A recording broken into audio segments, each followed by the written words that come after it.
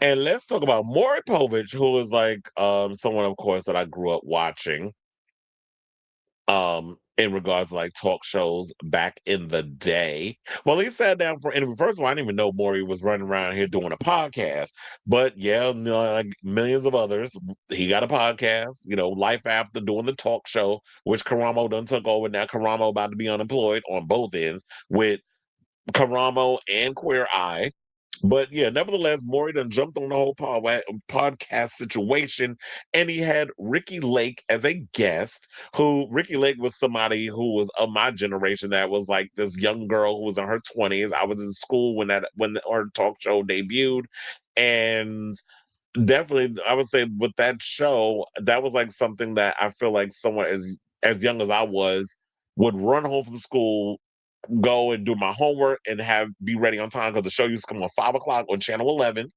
I remember like it was yesterday, and so many of the crazy topics that she would cover very much felt into the lines of reaching out and getting to the youth. So I think that's probably where the story regarding Maury and saying that Ricki scared the ish out of a lot of her contemporaries, like it was her and Oprah and Donahue and Sally Jesse Raphael and Montel Williams and so many of those people at that time. They were thriving in the talk show space, and then of course when Ricki Lake comes along, it's like she scared the mess out of them because she had her hooks on my generation. She had her hooks on the youth. And a lot of us young people would go home and we would watch her show over these other talk shows because they were leaning more middle America, housewives sitting at home, cooking the food, taking care of the kids, all that sort of thing. But Ricki was leaning towards my generation. And especially when she would have drag queens and stuff on her show and the gays would come on. And that was especially what Ricki lived for, because Ricki is a fag hag, quiet as it's kept.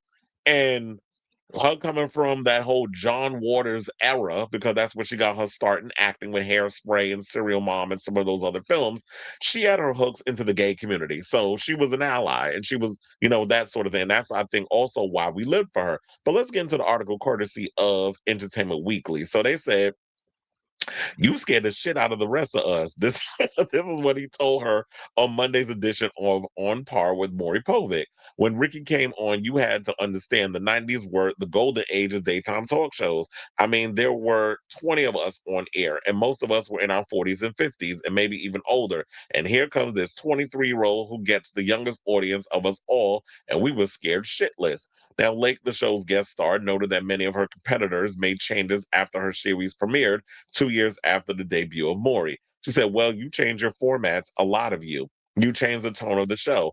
I don't know if I want credit for all of it."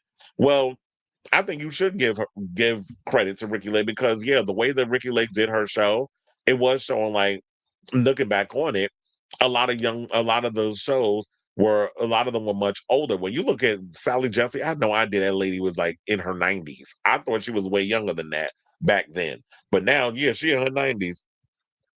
Still got that red hair. But it was like when you had all those shows and stuff back then, they did change their format and try to go more of the Ricki Lake route, because she had her finger on the pulse of the youth. Even at a point where I remember when I was in school, and I never told nobody this, but look, I've been wanting to do the talk show thing since I was a little kid. Because at one point I told you my teacher, Copper Cunningham, who was an actress, I don't know if she's still around. I haven't heard from her in a month. I haven't heard from her in years. But my teacher, Copper Cunningham, I remember talking to her about I wanted to put a talk show together, and we were going to work on a pilot. Because at one point I got to go on Geraldo's show. I got to meet Geraldo backstage back in the day, because her one of my teacher's friends was the gossip columnist Flo Anthony, and I actually got to meet her and everything. And what was going to happen was we were going to shoot a pilot. I was going to interview Flo and do the whole celebrity news gossip thing, because that was kind of like where I was leaning towards. That was the type of stuff that I wanted to discuss. Pop culture, similar to shit that I do now. So when people think I just be jumping on wanting to be like the rest of these pop girls, no, this has been a thing that I've been wanting to do since I was a kid. That was, I mean, yeah, I love music and film and I studied all those things, but also just entertainment, that whole industry and how the gumbo was made, all that stuff.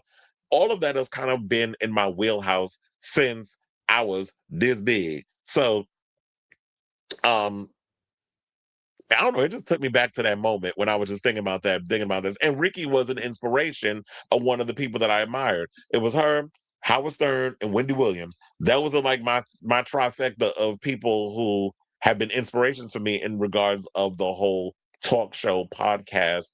Now what we have as podcasts, but the whole talk show gift of gab sort of thing. So now Povich, whose own Maury became known for its paternity test, explained the talk shows of that era started kind of tame before it became the site of infamous bad behavior, especially what we got from like shows like the Jerry Springer Show and the Jenny Jones Show. Because we all remember what happened with Jenny Jones when she invited that man that came on the show that was talking about he had a crush on another man, and he ended up dead after that episode aired. So Lake noted that when she entered the marketplace, the genre was skewing over 50. After she left in 2004, Povich was the youngest skewing. He said Povich stayed on air until 2022. The end of the show was also the topic of their conversation, with Povich noting that both left on top, saying, I could have done it for maybe a decade longer, Lake said. I made that choice. 9/11 was a huge trajectory shift in my life. Every aspect of my life changed from witnessing that experience that day from my West Village apartment. I was so freaked out watching that plane fly down the Hudson and hit that building. Well, trust and believe, we all kind of felt that because I remember where I was the day that 9/11 happened. I think those of us who live in New York, we actually remember where we were the day that 9/11 happened. So she also recalled being a young mother to sons Milo, now 29, and 24-year-old Owen, whose father is Lake's ex-husband, Rob Sussman. Didn't one of her husbands die? She said, I had a 2-month-old and a 4-year-old. I was lactating. I was a lactating new mother protecting my cubs. I just felt like the world was coming to an end that day. And I had an epiphany on the roof of my building as I watched it all unfold, that I would leave New York, that I would leave my job, that I would leave ultimately my marriage. Lay explained. And it took a lot of planning. It took a couple of years to finish my contract. I couldn't walk away from my show, but I knew I wasn't going to renew beyond that, the term that I had agreed to. She eventually relocated to California and began making documentary films and being more behind the scenes, saying, I felt like through that show, though that show was a phenomenon, and I think we did so much good for young people to get conversations going for people who were marginalized and not represented to be seen on TV. I think there's a lot of good that came out of our show. But for me personally, I was like an actor for hire in a lot of ways. My producers did the whole thing. I didn't have a voice, really. Since she left daytime TV, Lake has executive produced projects, including the 2008 doc, The Business of Being Born, and 2021's The Business of Birth Control. She's also acted in TV series such as Drop Dead Diva and Crazy Ex-Girlfriend. So, yes, like I said, in so many ways, Ricki was an inspiration for people like me. I didn't even know that side of her somewhere. She was like, you know what? All of this drama that happened with um 9/11, that pretty much changed her perspective of whether or not she wanted to continue living in New York, especially because people have to realize it was such a dire time when that whole situation happened. And it's just like a lot of us were trying to figure out like what was gonna happen to us, where was the world heading. It's just a dire moment, and so I totally get why she had to walk away from the talk show. But yeah, I could definitely understand like why people were so afraid of Ricki Lake, because she was this young new thing, and they probably were all thinking that our jobs was at stake because they were all older, like they said, in their 40s and 50s, doing the whole talk show thing, and they were just having people on and they were just discussing stuff. But Ricki brought something completely different and fresh and new to the whole talk show format.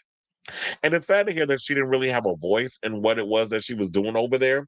But um we love the Ricki Lake show. Sometimes I see like old clips and stuff pops up on YouTube, and I will give it a watch. And that theme song was everything, Jeff.